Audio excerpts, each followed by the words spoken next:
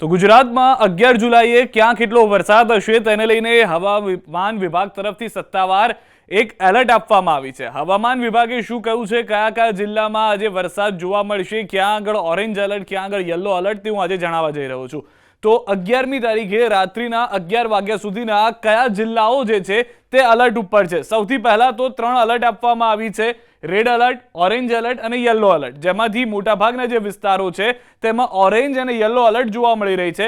સાથે જ જે ઉત્તર ગુજરાતના વિસ્તારો છે કે જ્યાં આગળ સામાન્ય વરસાદ થઈ શકે છે, કોઈ એલર્ટ આપવામાં નથી આવી, જ્યાં આગળ ના અત્યંત ભારે વરસાદ, ના અતિ ભારે વરસાદ, ના ભારે વરસાદ જોવા મળશે। એ જિલ્લાઓની સૌથી પહેલા વાત કરી લઈએ। ઉત્તર ગુજરાતનો આખો વિસ્તાર છે કે જે સફેદ રંગમાં જોવા મળી રહ્યો છે, ને તેમાં થોડા ઘણા મધ્ય ગુજરાતના જિલ્લાઓ છે। તો દાહોદ, પંચમહાલ અને ખેડા આ મધ્ય ગુજરાતના જિલ્લાઓ કે જ્યાં આગળ કોઈ પણ એલર્ટ આપવામાં નથી આવ્યું। ત્યારબાદ ઉત્તર ગુજરાતમાં મહીસાગર, અરવલ્લી, ગાંધીનગર, સાબરકાંઠા, મહેસાણા, પાટણ, બનાસકાંઠા અને કચ્છ આ આટલા વિસ્તારો એવા છે કે જ્યાં આગળ સામાન્ય વરસાદ થઈ શકે છે, કોઈ એલર્ટ અત્યાર સુધી આપવામાં નથી આવ્યું ને રાત્રિના 11 વાગ્યા સુધીમાં આવી જ પરિસ્થિતિ હોઈ શકે છે તેવું હાલમાં માનવામાં આવી રહ્યું છે।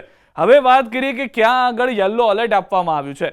સામાન્ય રીતે યલો એલર્ટ ત્યાં આપવામાં આવતું હોય છે કે જ્યાં આગળ 4 ઇંચ સુધીનો વરસાદ નોંધાઈ શકતો હોય છે, પરંતુ આ શક્યતા ઉપર છે। હવામાન વિભાગ તરફથી જે યલો એલર્ટ આપવામાં આવેલા વિસ્તારો છે, એ યલો એલર્ટ આપવામાં આવેલા વિસ્તારોની જો વાત કરીએ, શરૂઆત કરીએ સૌરાષ્ટ્રના વિસ્તારોથી, તો સૌરાષ્ટ્રના 3 જિલ્લાઓ યલો એલર્ટમાં છે, જેમાં બોટાદ, સુરેન્દ્રનગર અને મોરબી, અને તેની સાથે બાકીના 2 એમ કુલ 5 જિલ્લાઓમાં જામનગર અને દ્વારકા આ 5 જિલ્લાઓ એવા છે કે જે યલો એલર્ટમાં છે।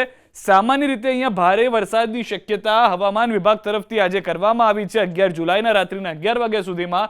તેની સાથે વધુ કેટલાક જિલ્લાઓ કે જે મધ્ય ગુજરાતના છે, જેમાં અમદાવાદ, આણંદ, વડોદરા અને છોટાઉદેપુર, એમ આ 4 જિલ્લાઓનો સમાવેશ થાય છે કે જ્યાં આગળ ભારે વરસાદની શક્યતા જોવા મળી રહી છે। આ 4 જિલ્લા મધ્ય ગુજરાતના અને 5 જિલ્લા સૌરાષ્ટ્રના કે જ્યાં આગળ કહેવામાં આવ્યું છે કે આ 9 જિલ્લાની અંદર ભારે વરસાદની શક્યતા છે। સામાન્ય રીતે યલો રંગ, યલો એલર્ટ, તેનો મતલબ એ છે કે 4 ઇંચ સુધીનો વરસાદ થઈ શકે છે। હવે વાત કરીએ કે ક્યાં ક્યાં ઓરેન્જ એલર્ટ આપવામાં આવ્યું છે। શરૂઆત કરીએ દક્ષિણ ગુજરાતથી કે જ્યાં આગળ અત્યારે સારો વરસાદ ઓલરેડી શરૂ થઈ ગયો છે। તે વિસ્તાર છે વલસાડ, ડાંગ, નવસારી આ 3 જિલ્લાઓની સાથે વધુ ગુજરાતના દક્ષિણ ગુજરાતના 3 જિલ્લાઓ, જેમાં તાપી, સુરત અને ભરૂચનો પણ સમાવેશ થાય છે, અને તેની સાથે નર્મદા, એમ કુલ 7 જિલ્લાઓ, નર્મદા 1, ભરૂચ 2, સુરત 3, તાપી 4, ડાંગ 5, નવસારી 6 અને વલસાડ 7 આ 7 જિલ્લાઓને હાલમાં રાખવામાં આવ્યા છે ઓરેન્જ એલર્ટની અંદર। એટલે કે ઓરેન્જ એલર્ટમાં 4 થી 8 ઇંચ વરસાદની શક્યતા સામાન્ય રીતે રહેતી હોય છે। તો દક્ષિણ ગુજરાતમાં સુરત, નવસારી તમામ જગ્યાએ ભારે વરસાદની શરૂઆત થઈ ગઈ છે, અને રાત્રિના 11 વાગ્યા સુધીમાં અહીંયા 4 થી 8 ઇંચ વરસાદ વરસી શકે તેવું હાલમાં મોસમને જોતા લાગી રહ્યું છે। હવે દક્ષિણ ગુજરાતના જે જિલ્લાઓ છે આ 7, તેમાં તો ઓરેન્જ એલર્ટ છે, પરંતુ તેની સાથે સાથે દક્ષિણ સૌરાષ્ટ્રના કેટલાક જિલ્લાઓ છે કે જ્યાં પણ ઓરેન્જ એલર્ટ આપવામાં આવ્યું છે।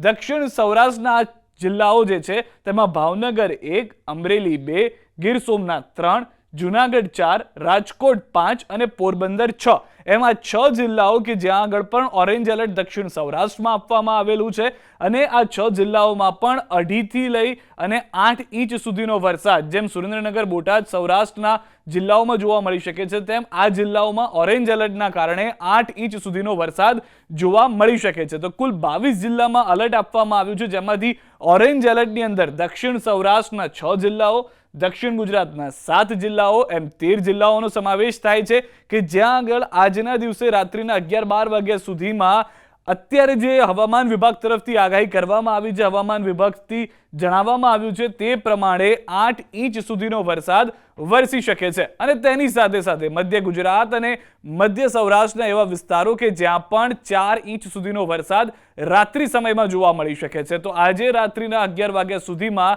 આ તમામ વિસ્તારોમાં સારો એવો વરસાદ જોવા મળી શકે છે। અનેક હવામાન નિષ્ણાંતો જે વાતચીત કરી ચૂક્યા છે તે પ્રમાણેનો માહોલ હવામાન વિભાગ સાથે પણ જોવા મળી રહ્યો છે, કે જે નકશાથી અમે આપને સમજાવવાનો પ્રયાસ કર્યો।